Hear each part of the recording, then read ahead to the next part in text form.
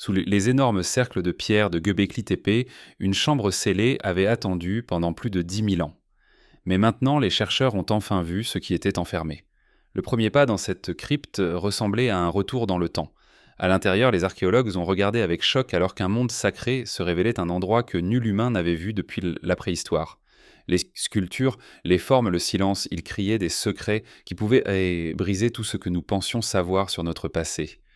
Rejoignez-nous alors que nous explorons les secrets cachés à l'intérieur de cette structure par l'une des premières générations d'humains, à l'intérieur du premier temple du monde. Il y a longtemps, presque 12 000 ans, un étrange complexe de pierres géantes a été construit sur une colline dans ce qui est maintenant le sud-est de la Turquie. Cet endroit s'appelle Göbekli Tepe.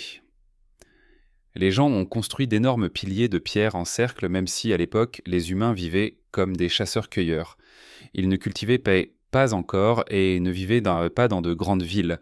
Pourtant, ils ont réussi à tailler et à déplacer de lourdes pierres et à les ériger en monuments massifs au sommet d'une colline. Ce fait surprenant fait ressortir Göbekli Tepe car il montre qu'avant même l'agriculture, les gens avaient déjà suffisamment d'organisation, de planification et de croyances pour construire quelque chose de grand comme cela. Göbekli Tepe se trouve sur un plateau de calcaire à environ 15 km au nord-est de la ville moderne de Şanlıurfa. Sur ce plateau, des bâtisseurs anciens ont érigé des piliers de pierre en forme de T distinctifs. Certains de ces piliers mesurent jusqu'à 5 mètres de hauteur. Autour de chaque cercle de piliers se trouvaient des murs ou des bancs, formant ce que les archéologues appellent des enclos. Sur certaines des surfaces larges de ces piliers, les bâtisseurs ont sculpté des images des animaux sauvages ou des formes abstraites, peut-être des symboles. À cause de ces sculptures et de leur arrangement, Göbekli Tepe ressemble moins à un village et plus à un endroit construit pour des rassemblements spéciaux, des rituels ou des cérémonies.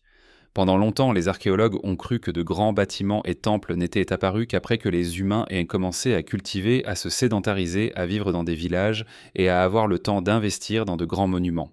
Mais Göbekli Tepe change complètement cette vision. Ce site a été érigé par des gens qui se déplaçaient et chassaient des animaux ou récoltèrent des plantes, mais qui ne cultivaient pas et n'élevaient pas d'animaux.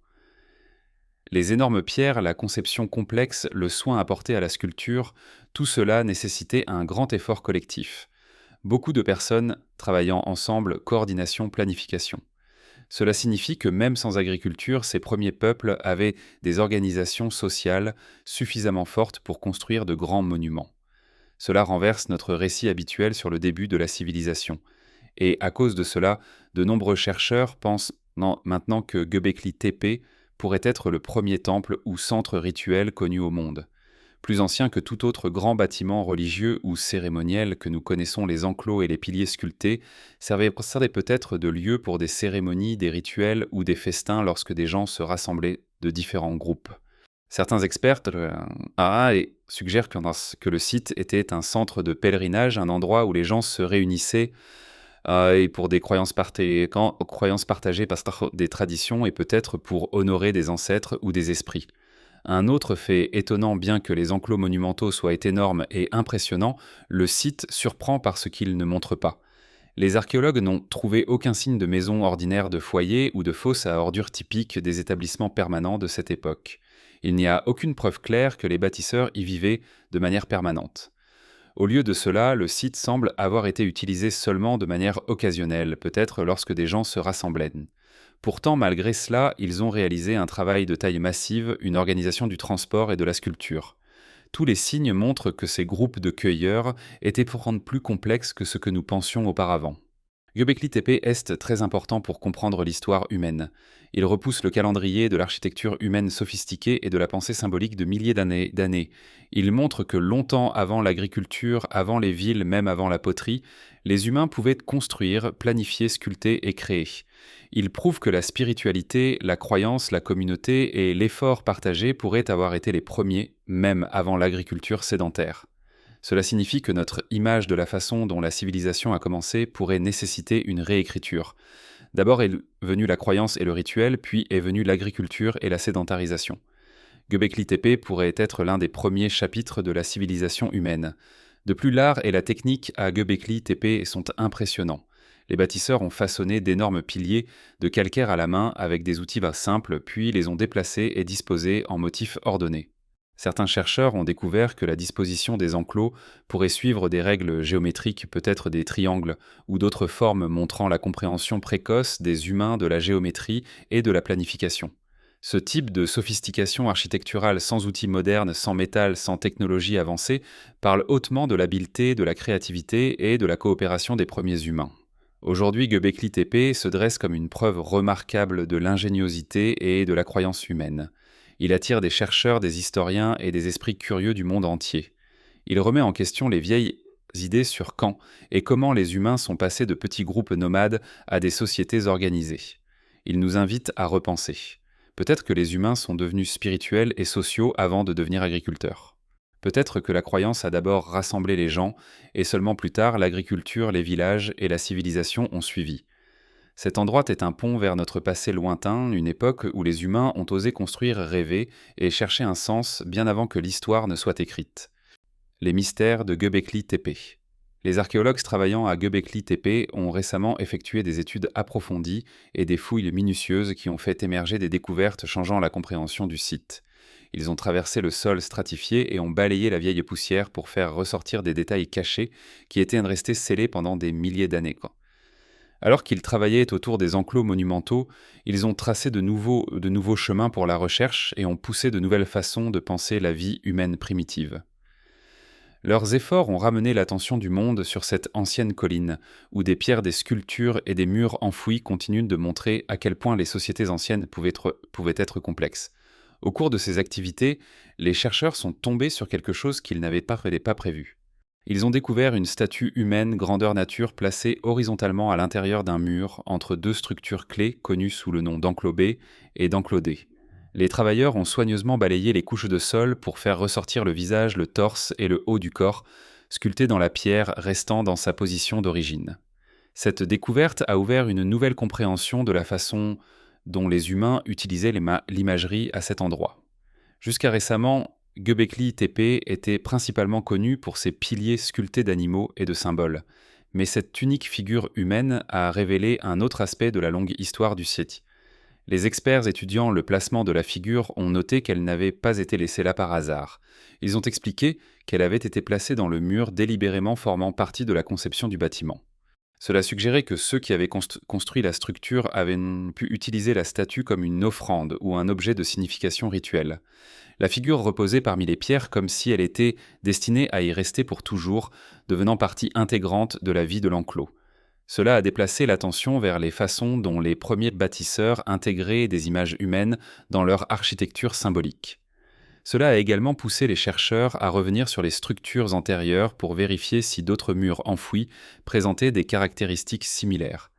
En plus de cette statue surprenante, un autre développement a commencé à changer l'image de la vie autour de Göbekli Tepe. Des équipes travaillant autour des pentes et des zones extérieures ont effectué des sondages à l'aide d'outils de scan au sol. Ces outils ont détecté de longues lignes droites sous le sol montrant que des bâtiments rectangulaires se trouvaient autrefois autour des cercles monumentaux. Ces lignes ne ressemblaient pas aux enclos rituels ronds. Au lieu de cela, elles ressemblaient davantage à des structures utilisées pour la vie quotidienne, poussant les chercheurs à repenser l'idée que la vie autour de la colline était limitée uniquement aux rassemblements rituels. Ils ont traversé les traces cartographiées et ont marqué des lignes de construction possibles qui pourraient appartenir à des zones domestiques perdues depuis longtemps. Ces traces rectangulaires indiquaient un modèle d'établissement plus large autour des enclos monumentaux. Les découvertes ont révélé la possibilité que les gens ne visitaient pas seulement Göbekli Tepe pour des cérémonies, mais qu'ils pouvaient avoir vécu à proximité ou être restés pendant de longues périodes tout en participant à des événements rituels. Les traces ont révélé des contours qui ressemblaient à des pièces et des limites de bâtiments simples, suggérant que la vie quotidienne, le travail et l'activité rituelle pouvaient avoir eu lieu côte à côte. Les chercheurs ont continué à collecter des échantillons de sol, à enregistrer des pièces architecturales et à parcourir les zones exposées du site.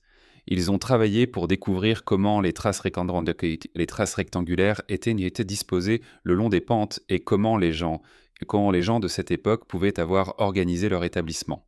Alors qu'ils creusaient à travers le sol, ils ont fait ressortir de petits fragments de débris de pierre et d'outils de façonnage qui pourraient provenir d'activités artisanales quotidiennes. Ces fragments ont renforcé l'idée que la vie autour de Göbekli Tepe pouvait inclure des tâches comme la fabrication d'outils, la préparation de nourriture et le façonnage de pierres utilisées dans l'architecture. Alors que ces découvertes façonnaient le paysage de la recherche, des équipes travaillant à l'intérieur de l'enclos C ont effectué des travaux de renforcement pour relever des pierres tombées et stabiliser des zones endommagées. Ces activités ont permis aux chercheurs d'examiner des couches plus anciennes et de traverser des espaces qui n'avaient pas été accessibles auparavant. En dégageant des pierres effondrées, ils ont fait ressortir plus de détails sur les formes et les phases de construction de l'enclos. Cet accès plus rapproché leur a permis d'examiner comment les bâtisseurs de l'époque élevaient de grands piliers, façonnaient des segments de murs et disposaient les espaces. La recherche autour de la statue humaine a continué alors que les équipes documentaient la sculpture en détail. Ils ont pris des mesures, enregistré des marques de surface et étudié comment la statue était intégrée dans le mur. La surface portait des marques, le torse et les bras étaient sculptés dans des proportions réalistes et la tête faisait face vers l'extérieur comme si elle était destinée à veiller sur l'enclos. Ce positionnement soigné a mis en avant l'idée que la figure faisait partie d'un plan symbolique plus large. La pierre environnante ne montrait aucun signe d'effondrement ou d'accident, soutenant davantage l'idée d'un choix de conception délibéré. Alors que les archéologues parcouraient le site, ils utilisaient en renfort également des outils radars pour faire ressortir des caractéristiques plus profondes non visibles à la surface. Ces outils ont révélé d'autres formes souterraines qui pourraient représenter des murs antérieurs ou des enclos non excavés. Les formes apparaissaient sous des couches de sol enfouies, laissant entrevoir des structures qui n'avaient pas encore été exposées. Cela a suscité un plus grand intérêt pour l'environnement plus large autour de Göbekli Tepe, car les chercheurs avaient maintenant une carte plus claire de l'endroit où effectuer de futures fouilles. Les informations ont mis en avant l'idée que le site pourrait être beaucoup plus vaste que ce qui a déjà été découvert. Ces découvertes récentes ont rassemblé les aspects rituels symboliques et quotidiens de la vie humaine primitive. Le travail a contribué à développer une compréhension plus profonde de la manière dont les personnes de Göbekli Tepe construisaient leurs zones rituelles, combinant un travail de pierre lourd avec des sculptures artistiques. Les traces rectangulaires suggéraient des zones de vie quotidienne, tandis que l'enregistrement minutieux de l'enclos C offrait un nouvel aperçu de la manière dont les bâtisseurs créaient de grands espaces rituels. Ensemble, ces découvertes ont poussé les chercheurs à élargir l'histoire de Göbekli Tepe en une histoire qui a façonné le paysage sur de longues périodes. La découverte de la chambre cachée. Pendant longtemps, l'équipe a continué à travailler autour du site ancien en essayant de creuser à travers chaque couche et de découvrir ce qui restait caché sous le sol. Le travail s'est poursuivi jour après jour alors qu'il dégageait des tranchées balayant des pierres et délimitait des sections s'étendant à travers le vieux paysage. Rien d'inhabituel n'est apparu au début et le site avançait dans son rythme habituel tandis que les archéologues s'efforçaient de traverser le sol durci. Puis le sol a commencé à montrer des signes étranges et la surface a commencé à se déformer en motifs qui se détachaient de tout le reste autour. Le sol s'est affaissé dans certaines zones et s'est élevé dans d'autres, attirant l'équipe et les incitant à tracer de nouvelles lignes pour suivre les changements. Ils ont suivi les marques à travers la terre et ont compris que quelque chose de plus grand attendait en dessous, quelque chose qui était resté couvert pendant d'innombrables siècles. Plus ils travaillaient à travers le sol compacté, plus la forme sous le sol commençait à se dessiner. L'équipe a continué à apporter de l'équipement pour les aider à couper à travers les couches sans rien casser, et chaque couche se décollait comme une partie d'un ancien souvenir enfoui. Ce qui semblait d'abord être un autre espace simple s'est lentement transformé en une structure plus profonde qui poussait l'équipe à ralentir et à surveiller chaque centimètre qu'ils découvraient. La chambre scellée a conservé sa position sous le poids du temps intact par quiconque ayant traversé la région auparavant. Les travailleurs ont dégagé le sol autour de l'entrée et ont écarté la poussière durcie qui s'était accumulée autour des bords. Avec chaque coup de balai prudent, la forme de la chambre devenait plus claire et la sensation de s'approcher de quelque chose d'ancien grandissait autour de toute l'équipe. L'air autour du site devenait plus lourd alors que l'équipe essayait de comprendre comment couper à travers la prochaine couche sans laisser quoi que ce soit s'effondrer ou se briser. Le sol autour d'eux se déplaçait de temps en temps alors que les outils raclaient la surface et que de petits nuages de poussière s'élevaient dans l'air. Les travailleurs continuaient à avancer, balayant des pierres, vérifiant les bords et retirant le sol meuble de l'ouverture. Chaque mouvement comptait car la chambre avait survécu pendant des milliers d'années sans que personne ne la touche, et la mauvaise action pouvait faire tomber certaines parties. L'équipe a installé des lignes des lumières et des supports alors qu'ils descendaient dans la section plus profonde, s'assurant qu'ils ne mettaient pas de pression sur les anciennes pierres. L'atmosphère se resserrait autour d'eux alors qu'ils s'approchaient de la porte de la chambre scellée, sachant qu'ils se rapprochaient de l'un des espaces les plus rares jamais trouvés sur le site. D'autres experts ont été appelés lorsque la nouvelle a commencé à atteindre d'autres endroits, et ils sont entrés dans la zone avec des scanners, des drones, des carnets et des outils conçus pour un travail délicat. Les travailleurs ont fait de la place pour eux et ont établi des chemins séparés, alors que les gens se déplaçaient autour du site. La terre autour de Göbekli Tepe s'est rapidement remplie d'activités, alors que d'autres spécialistes arrivaient de différentes parties du monde. La communauté voisine s'est rassemblée à l'extérieur de la zone marquée, regardant l'énergie croissante autour de la découverte pendant que des journalistes installaient des tentes et des lumières. Au fil des jours, la pression autour du site ne cessait d'augmenter à mesure que la chambre approchait de sa première ouverture après de nombreux millénaires. L'équipe est restée concentrée malgré le bruit et le mouvement autour d'eux, s'en tenant à leur travail alors qu'ils dégageaient les dernières couches et préparaient l'espace pour le premier regard à l'intérieur. Lorsque la dernière couche de sol a été balayée et que la chambre s'est ouverte pour la première fois, l'espace à l'intérieur s'est révélé lentement sous les lumières. La pièce s'étendait dans une froide immobilité qui avait conservé sa place depuis les débuts de la vie humaine, Skartstur. Chaque pierre était exactement à l'endroit où les bâtisseurs l'avaient placée, et chaque ombre à l'intérieur montrait la manière dont la structure avait été façonnée autrefois. Les travailleurs sont entrés par l'entrée avec une extrême précaution, laissant l'air se stabiliser autour d'eux alors qu'ils vérifiaient les murs et les bords. À l'intérieur, l'espace portait une étrange sensation comme si le temps s'était arrêté dans la chambre attendant que quelqu'un y entre à nouveau. Même les membres les plus expérimentés de l'équipe ont fait une pause en traversant le sol, prenant en compte les détails d'une pièce qui était restée scellée à travers les âges et les changements naturels à l'extérieur. Puis les travailleurs ont rapidement étalé leur équipement dans la chambre, installant des scanners, des caméras et d'autres outils pour enregistrer chaque coin avant de toucher quoi que ce soit à l'intérieur. Des lignes laser se déplaçaient à travers les murs pour faire ressortir les formes sculptées dans les pierres, tandis que des caméras 3D cartographiaient le plafond et le sol. Des échantillons de poussière ont été prélevés sur les bords pour comprendre comment l'espace avait pu rester scellé et protégé si longtemps. Alors que l'équipe balayait lentement les surfaces des formes, commençaient à émerger des ombres et des sculptures commençaient à se révéler dans des motifs flous. Chaque centimètre de la chambre semblait soigneusement agencé, comme si tout avait été mis en place avec un but. Des images de l'intérieur commençaient à émerger alors que l'équipe travaillait à travers l'espace, et les gens partout réagissaient aux détails provenant de l'un des plus anciens sites cérémoniels connus de l'histoire humaine.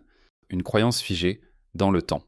La chambre se révélait lentement, et au moment où l'équipe est entrée, tout le monde a compris qu'il voyait quelque chose de véritablement extraordinaire.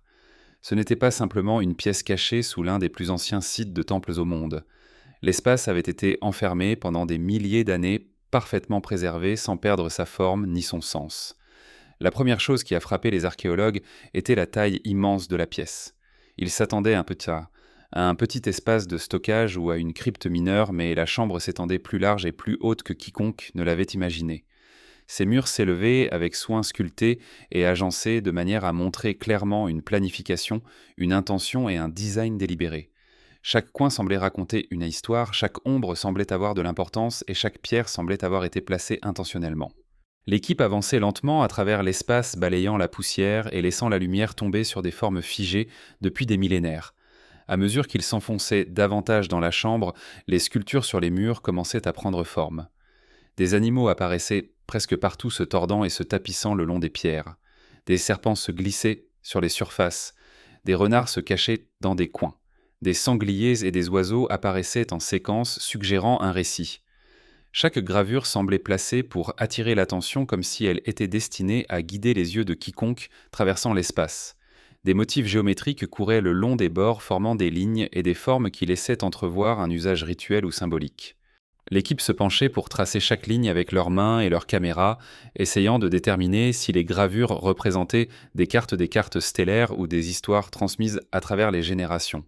Certains motifs étaient superposés, montrant une attention répétée au fil du temps, comme si chaque génération ajoutait sa marque sans effacer la précédente.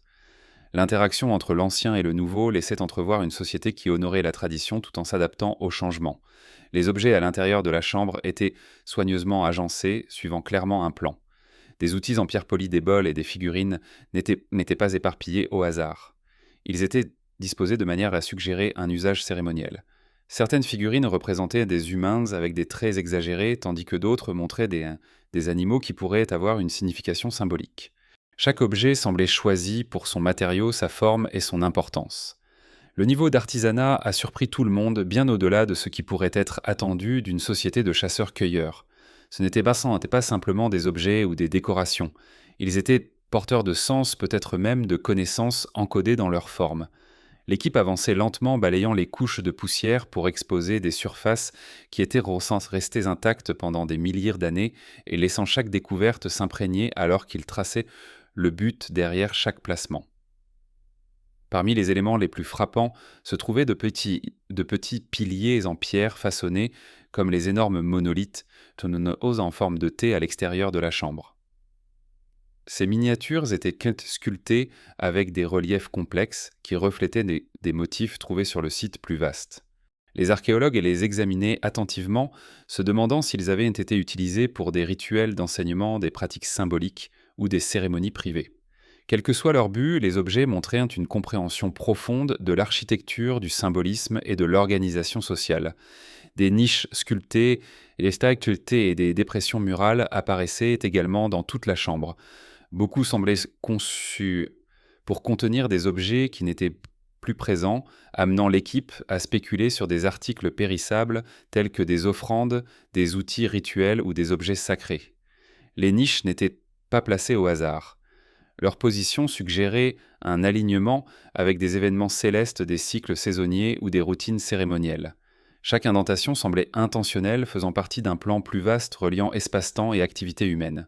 Alors qu'ils continuaient à explorer l'analyse de la poussière et des résidus à révéler des traces de pigments sur les murs et les artefacts. Des couleurs rouges, ocre et noires laissaient entendre que la chambre avait autrefois été brillamment décorée. La combinaison de gravures de pigments et d'artefacts soigneusement agencés suggérait que la société qui avait construit cet endroit réfléchissait profondément à la cérémonie, au symbolisme, et peut-être aux récits moraux ou spirituels. La chambre n'était pas simplement une pièce. Elle fonctionnait comme une scène guidant les visiteurs à travers des expériences, des rituels ou des enseignements conçus pour provoquer réflexion et compréhension. L'équipe passait d'un coin à l'autre, scannant les surfaces, balayant la terre et photographiant les formes. Chaque pas révélait plus de détails, montrant comment chaque choix reflétait la connaissance, l'intention et le but. Les technologies avancées de scan et d'imagerie ajoutaient une autre couche à la compréhension de l'espace. Des scans 3D révélaient que certaines gravures et artefacts s'alignaient avec la lumière du soleil, entrant dans la chambre à des moments spécifiques de l'année comme les solstices et les équinoxes. À ces moments-là, la lumière illuminait des gravures ou des objets particuliers placés dans les niches. Cela suggérait que les bâtisseurs avaient une compréhension avancée de l'astronomie et du passage du temps, intégrant des événements célestes dans la conception de leur architecture sacrée. Pour des chasseurs-cueilleurs sans calendrier écrit, cette connaissance aurait été précieuse tant pour des raisons pratiques que spirituelles. En parcourant la chambre, l'équipe pouvait ressentir qu'une histoire traversait l'espace, un récit reliant gravures, piliers et objets. Cela aurait pu enregistrer des mythes de création des cycles saisonniers ou des leçons sur la moralité, la vie, la mort et la renaissance. Chaque ombre, chaque objet, chaque gravure semblait délibérément placée pour guider l'attention, provoquer la réflexion et créer un sens. Le symbolisme animal se répétait tout au long, renforçant d'éventuelles significations spirituelles ou sociétales. Mais contrairement à de nombreux sites archéologiques où les objets sont éparpillés ou érodés, tout dans la chambre a survécu intact. La chambre scellée offrait un aperçu rare non seulement des artefacts, mais aussi des intentions, des croyances et des capacités cognitives de ses bâtisseurs. En restant intact pendant des milliers d'années, l'espace a préservé un instantané de la pensée humaine, du rituel et de la culture d'une époque antérieure à l'histoire écrite. En se déplaçant à travers la chambre, les archéologues avaient l'impression de pénétrer dans un dialogue à travers 10 millénaires, rencontrant une société dotée d'habileté artistique, de connaissances architecturales, de pensée symbolique et de conscience des motifs célestes. Chaque coin soulevait des questions, chaque objet exigeait de l'attention et chaque détail laissait entrevoir une civilisation dont la sophistication continue d'étonner. Le génie des bâtisseurs préhistoriques. Au début, il semblait impossible d'imaginer que des chasseurs-cueilleurs puissent construire quelque chose comme Göbekli Tepe. L'idée habituelle a toujours été que des bâtiments avancés de grands monuments et un art significatif n'apparaissent qu'après que les gens se soient sédentarisés pour pratiquer l'agriculture. Pourtant, voici un site datant d'environ 900-600 avant notre ère réalisé par des personnes qui n'avaient peut-être pas encore inventé l'agriculture telle que nous la connaissons. Ce fait à lui seul renverse nos hypothèses. Il nous oblige à repenser ce que signifie vraiment le terme primitif. Ces personnes étaient loin d'être des vagabonds sans compétences. Elles s'organisaient, réfléchissaient dans les soigneusement et travaillaient sur de longues périodes, peut-être à travers des générations pour créer des structures destinées à durer des milliers d'années, quoi. Les archéologues ont rassemblé des indices sur leur société, mais beaucoup restent un mystère. Ils se déplaçaient probablement en petits groupes, suivant des schémas saisonniers, récoltant des plantes, chassant des animaux et ajustant leur vie au rythme de la nature. Malgré leur mobilité, ces personnes pouvaient planifier et réaliser d'énormes projets de construction. Elles ont extrait et façonné d'énormes piliers en forme de T, les ont transportés sur de grandes distances et les ont installés dans des enclos circulaires. Le niveau de coopération nécessaire pour tout cela est stupéfiant, surtout sans chariot à roues ni animaux de trait. Chaque mouvement aurait dû être soigneusement organisé. Le travail suggère des structures sociales bien plus complexes que ce que l'on suppose généralement pour les chasseurs-cueilleurs. Les gens devaient assumer des rôles de leadership, coordonner le travail et s'accorder sur des objectifs communs. Même la plus petite erreur dans le déplacement des pierres massives aurait pu entraîner un effondrement. Pourtant, ils y sont parvenus, montrant ingéniosité, planification et une vision qui dépassait leur survie quotidienne. L'art et le symbolisme étaient centraux dans leur culture. Chaque pilier à l'intérieur et à l'extérieur de la chambre nouvellement découverte est sculpté d'animaux de forme et de design abstraits qui portent probablement une signification plus profonde que celle de la simple décoration. Des sangliers, des renards, des serpents et d'autres animaux apparaissent de manière répétée. Bien que ces animaux fassent partie de la vie quotidienne, leur représentation semble symbolique, peut-être spirituelle. Les gravures ne reflètent pas simplement la réalité, elles l'interprètent. Certains chercheurs suggèrent qu'elles représentent des mythes des histoires ancestrales ou même des observations des étoiles. Les motifs sont soigneusement pensés, superposés et interconnectés. Chaque génération semble avoir ajouté à l'œuvre sans effacer ce qui l'avait précédé. L'équipe a rassemblé ces indices, avançant prudemment, traçant les gravures et étudiant comment elles s'intégraient dans le tableau culturel plus large. La chambre cachée s'inscrit dans ce paysage culturel et symbolique. Son design précis, cette sculpture symbolique et son emplacement sous le temple principal indiquent qu'elle avait un rôle spécial. Contrairement aux enclos en plein air, la chambre était cachée et scellée, ce qui suggère secret et importance. Qui pouvaient entrer, quelles activités étaient réservées à ceux qui étaient autorisés à l'intérieur. Chaque caractéristique des gravures murales aux niches témoigne de réflexion et de planification. Le placement des artefacts à l'intérieur des bols aux figurines laisse entrevoir des arrangements délibérés destinés à des rituels à la réflexion ou à l'instruction.